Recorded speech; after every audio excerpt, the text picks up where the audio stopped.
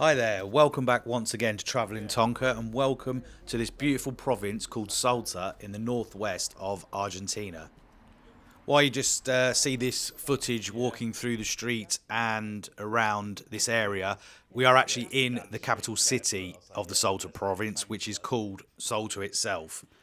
Just before I get into the reasons why we are up in this region and where we are visiting, I just want to point out that some of the footage was a little bit corrupted when I did it. I wasn't going to upload it, but I just wanted to show you where we went and explain a few things. So I've tried to edit the best I can to make it watchable and hope it's okay. So the reason we are actually in this area of Argentina is to visit the salt flats, which are called the Salinas Grandes. You'll get to see that later on in the video, but this was a good base because it's the main city in the area, and also is a very beautiful place itself, as you can see walking around here. Salta is actually often called La Linda, which means the beautiful. So to actually get to Salta City, there's an airport here which is perfectly ideal for this area because it is quite remote. We came in from Buenos Aires, so it was perfect for us. It took, I think, about 2 hours on the plane, and it cost around about £120, which for internals in South America is not too bad at all.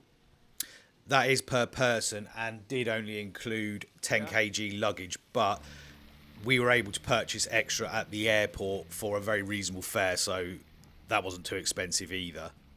One thing on booking the flights though, you can get all your third-party travel agents online, but they were way more expensive. I went direct to Aerolíneas Argentina. Although the website is in Spanish and can be translated, when you translate it to English, the website does not work very well. So if you can manage it in Spanish, you will get a much better deal, and obviously it's a lot cheaper and it's easier to manage your booking from their website also. I had no idea what to expect when coming to Salta, but as you can see from walking around the streets and through the centre here, it's absolutely beautiful. The buildings are very visually stunning and it's very clean everywhere. There is a lack of people here, but it is their winter. We were sort of middle of July here, and although you wouldn't believe it because obviously the skies are completely blue and the sun is out, it is a lot colder than it actually looks. Something to actually note is we are actually 3,770 feet above sea level here, so and that's not even the highest point where we will be going, so that is why it is colder up here. It's not as windy as it has been in other areas, but it does seem to be sort of covered by the mountain scenery, as you can see there in the background, to sort of keep the wind down a bit. This is the famous cable car that you can see there. It goes up to one viewpoint and then up onto another one. But unfortunately, we queued for about an hour and it didn't seem to be moving anywhere. So I don't think you can get that many people on it at a time. So even in July when it was quiet, it was still really busy. And we just didn't have the time to spend in the queue and to go up there at the same time, because you probably need 2 or 3 hours at least to go up and enjoy everything up there. The tickets for the cable car are actually a little bit more expensive than I thought they would be, considering this area of Argentina is very affordable. If you've been to Buenos Aires, it is much cheaper than there. Even though Buenos Aires isn't really expensive, it is definitely cheaper here. Food and drinks and everything were better. Also, getting from the airport, we were able to use Uber, which is another good thing. That only cost about not even £10, and it was a half an hour journey. I think when we were looking at the cable car, it was at least £20 per person, and you couldn't book the tickets online as well, which made it difficult, hence why there was a massive queue. But yeah, like for what it was, that seemed a bit more than I would normally expect to pay for that sort of thing. Also, in this area of Argentina, English is not very well spoken. Obviously, there was people around that spoke it, but it wasn't very fluent and it was quite difficult to understand. Luckily, we have enough Spanish between us to communicate quite well, but it is definitely recommended to have at least a basic level to make things a lot easier for you. So that was our walk around Salta City on the first day when we arrived. This is the next morning, very early in the morning. This is about 5:36 a.m. I think. Or no, actually, maybe it was a bit later than that. We had to meet for the bus at this time, but we are now on our 14-hour day trip to go towards the Salinas Grandes. So we are currently on the bus now, and you can probably hear in the background that is the guide explaining things in Spanish and English, which was great, and his English was really good, so that helped. We booked this tour online prior to going because it seemed to fill up really quick. There was about 13 or 14 of us on this one. So this is the first stop. We'd been travelling, I think, for about 2.5 hours to 3 hours after leaving around about 6 a.m. to get on this really long journey. As you can see, it's absolutely stunning scenery, bright blue skies and sunshine. So it was amazing. We had a chance to go toilet there, get drinks, souvenirs in there as well, and obviously some more empanadas, which you will eat everywhere you go in Argentina. This was another stop on the way, and there you can see in the background that is called the Hills of Seven Colours. It doesn't come out as clearly as it did when we were there, but you can see in all the formation of the rocks there, they're all different colours, and sometimes it can be so distinctive and clear and just looks stunning. I mean, I captured it the best I could, but yeah, that is where we are. But that's not the best viewpoint for it. Later on, we go to a town called Purmamarca, where you can see it a lot better. But this was a stop on the way, and obviously to pick up some more souvenirs and things like that, should you want some. So as I mentioned before, we are getting higher and higher, so the altitude it is very, very windy. You don't realise, actually. I mean, you can probably hear it on the camera a little bit in the background how windy it actually is up there.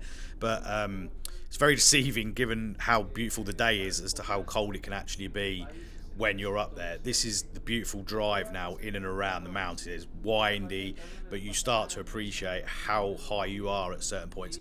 One thing I will note, though, if you are prone to altitude sickness or haven't done anything like this before, you might start to feel a little bit strange.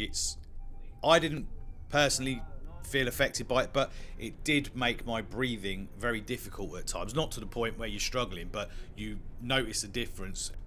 It is definitely very, very important to make sure that you stay hydrated, because that really does help with that. I'm not sure what else you can do for it. I mean, I guess it's just how your body is with it. But you could definitely start to feel a little bit dizzy at times, because it might not seem like you're really that high. But once you get out the vehicle and breathe in that air up there, like now you can see how far down that is. It's just different to what you're probably normally used to. So while you're just enjoying this amazing scenery on the drive towards the Salinas Grandes, I'll just say that this tour only cost £35 per person, which is unbelievable value for what you get. There are a few different companies on the internet to book it, and I would recommend booking it beforehand.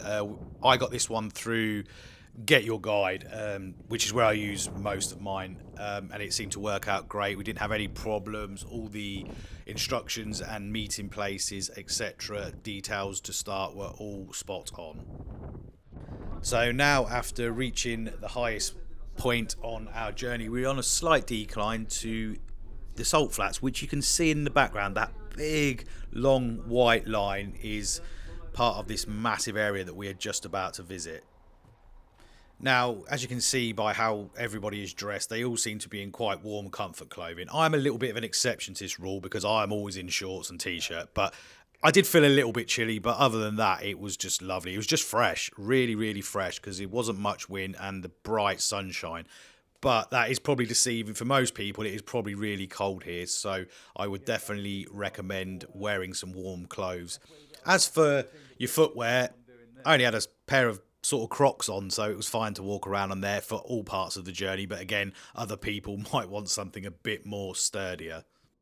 I forgot to mention just before we got actually onto the flats here, there is a small fee to pay when you get here. You have to do that. That's not included in the tour, but I think it was only around about £5, but you have to pay it in pesos. So make sure you've got some Argentinian pesos with you, because they don't accept anything else. I don't believe. They might do, but I was told that that was all they take. So if you've seen on social media from this place, you would have seen all the different arty types of photos that people can take. You can see at the end of all these little water lines, there are photographers. They are the ones that take these pictures. They do look great. We're just not really into those type of things. But each one, you can have your own arty photo taken, and they do look really, really good. I've seen them across all the platforms. They are very, very well done. So I believe that the money that you paid to get on there actually includes these guys to take these photos for you. But I'm not 100% sure on that. But I mean, If not, I'd imagine you just negotiate a little fee to pay them for their time to do it. But we did have a picture taken at the main Salinas Grandes sign, and they didn't take any money off us there. So I'm assuming it is the same for these. I think that is what you pay for at the entrance when you get in.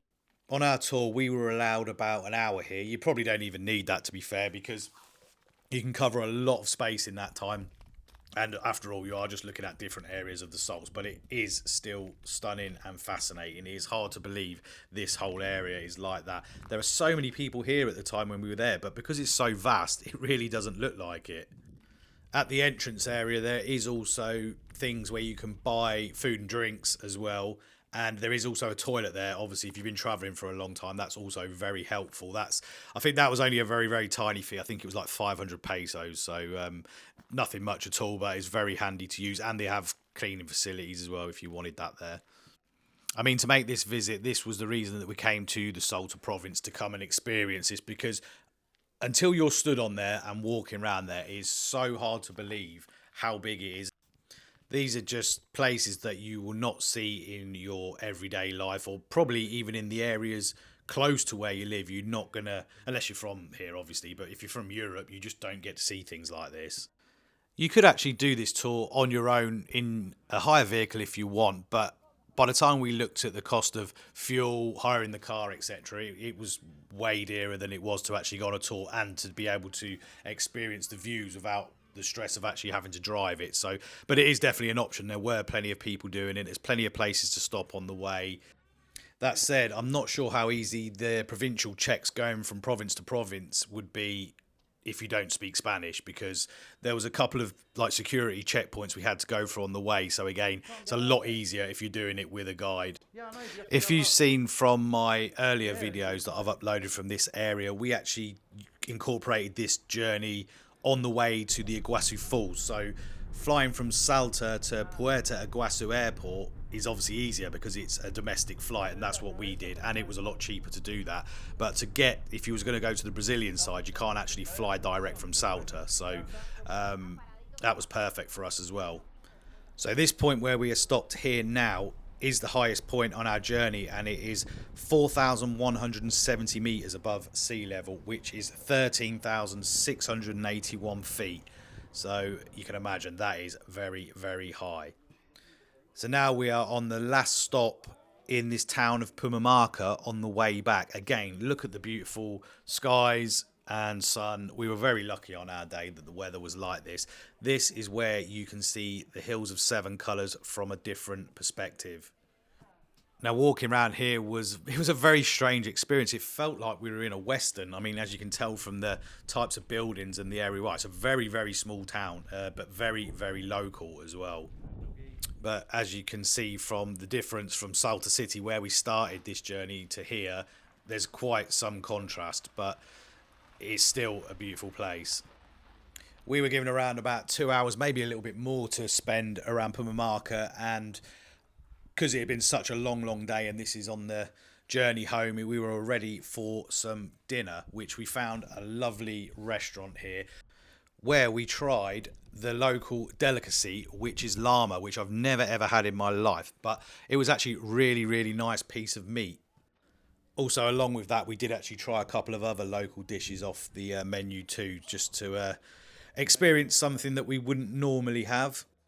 Now, we were told to carry cash everywhere we went on this trip, but to my surprise, the restaurant that we ate at actually accepted card. I'm not sure if that would be the same for all the other places that you can eat on here, but the one that we used definitely did. So that's just something to think about also. Now, just before I get back to the info about that, we are at a viewpoint now to the hills of the seven colours. Again, as you can see for all the rock formations here, it's just a stunning, stunning view across here. This is the view of Purmamarca. That is literally the whole town you can see from here. And to the left at the top there, there's another viewpoint which you can see even more and probably get a better view of the hills. But there was a massive, massive queue for that, and I didn't have time to spend an hour in that to get up there. Also, there was probably a small fee for it. I think, again, it was only a couple of pounds, but nothing too drastic. But yeah, to get in the queue, I just didn't have the time for it. I would have done it because I'm sure there was you might even be able to pick out the colours on the hills even more from there. So just back on the money situation, you can also use dollars everywhere. They seem to take that most places we went, pretty much everywhere in Argentina, but you are always going to need to carry some cash on you. It's best just to have it just in case if your card doesn't work for some reason. Maybe some European cards don't always work, and if you have issues like that. So we use card where we can, but we do always carry the cash in the local currency, and we always carry dollars as well to make sure that we do not get caught out. Another thing that we did really notice about the people in this area, they are so friendly. I mean, I just didn't know what to expect from. I'd never been to Latin America before, so experiencing all these different areas and seeing how different all the people are. As a whole, nearly everywhere we went, Salta was very friendly. Purmamarca was very friendly, and even Buenos Aires, which people say is like another European city, very similar to Madrid, but we found exactly the same there also. As we're just sort of waiting to get picked up, we just spent a bit of time walking around the town. They've got shops there. They have these market stalls on the outside here, so you can purchase various different souvenirs and things. Even they had card machines, so even though we are in a remote area here, even you can pay on card on some of those also. Though this is an extremely long day, and if you're in Buenos Aires or somewhere further afield, it is a long way to come, but I would definitely recommend it to any of you that are thinking of visiting northwest Argentina, and especially the Salinas Grandes, because like I said before, it is just something that you do not see every day. I hope you've enjoyed this small video around the sites of the Salta province in Argentina, and I look forward to seeing you again on the next videos. So until then, bye for now.